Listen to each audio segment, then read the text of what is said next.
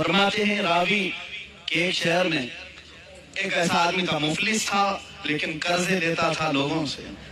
ایک آدمی سے اس نے قرضہ لیا تھا، اب کھایا پیا ختم ہو گیا، پیسے نہیں تھے، قرضہ مانگنے والے آ گئے۔ قرضوں میں ڈوبے ہوئے لوگ بھی سنو، جس کا کوئی نہیں اس کا میرا آقا ہے۔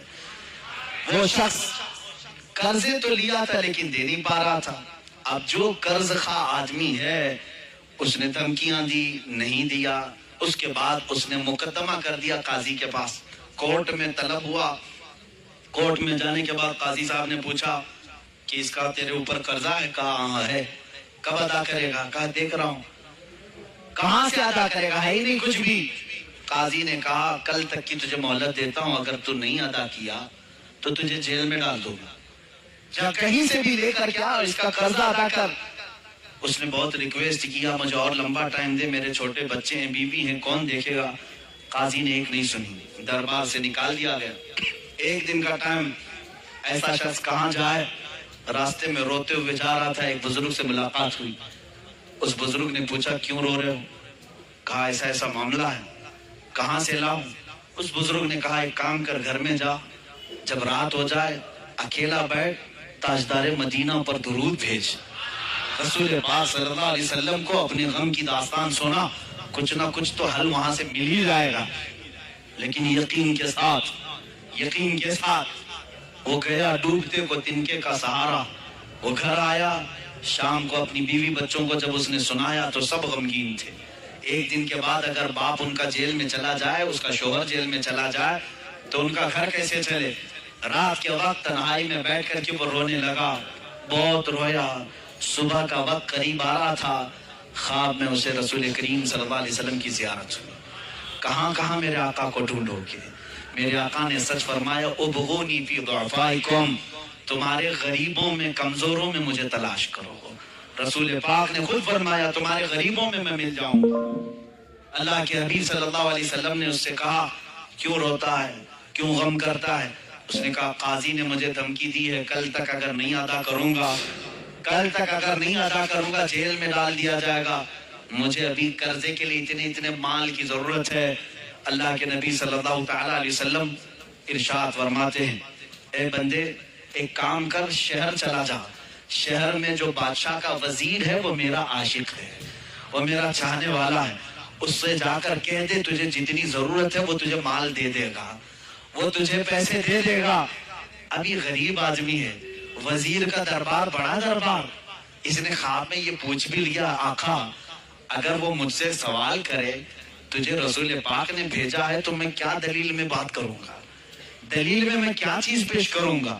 حضور پاک نے یہ تک بھی بتا دیا، فرمایا اس کا ایک راز ہے جو میرے علاوہ کوئی نہیں جانتا، میں تجھے بتاتا ہوں، اس سے جا کر کے کہہ دینا اگر وہ تجھ سے سوال کرے کہ تیرے پاس کیا دلیل ہے تجھے رسول نے بھیجا تو اتنا ہی کہنا کہ اے وزیر روزانہ تم سونے سے پہلے، صبح سورج کے نکلنے سے پہلے 1000 بار اپنے نبی پر درود بھیجتے ہو، اور کل کی رات بھول گئے درود نہیں بھیجے، کل کی رات تم نے درود نہیں بھیجا، یہ کہہ دینا اسے۔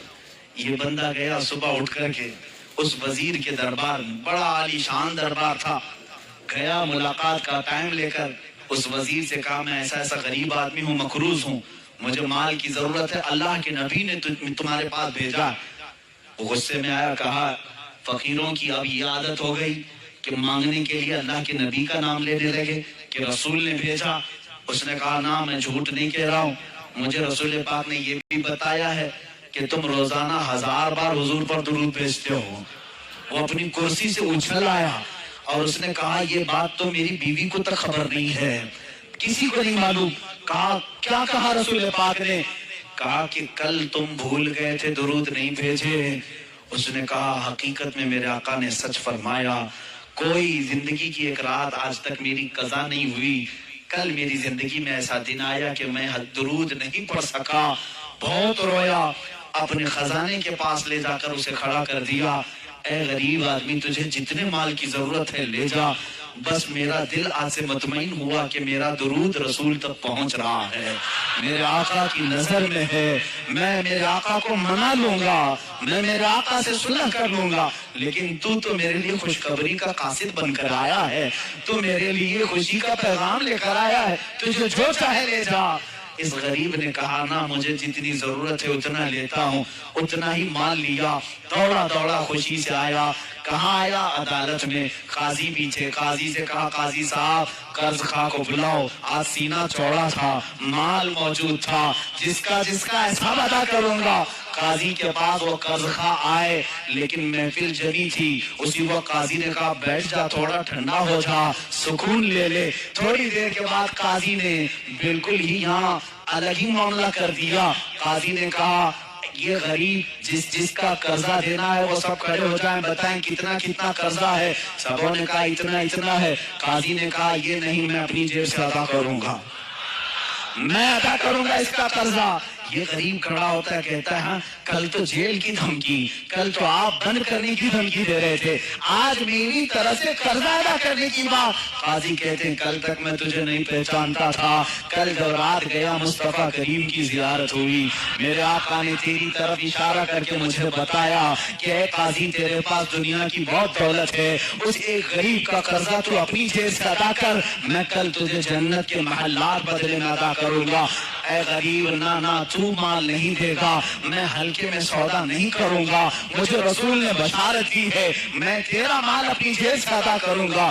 जब ये काजी की बातें सुनने लगे, सारे कर्ज खा खड़े हुए। कहा जब ये आदमी इतना अफजल है कि बारगाह रसूल में मकबूल है, हम गवाही देते हैं कि हमने सब कर्जा माफ कर दिया, अब भी अगर इसे चाहे तो हमसे ले सकता है।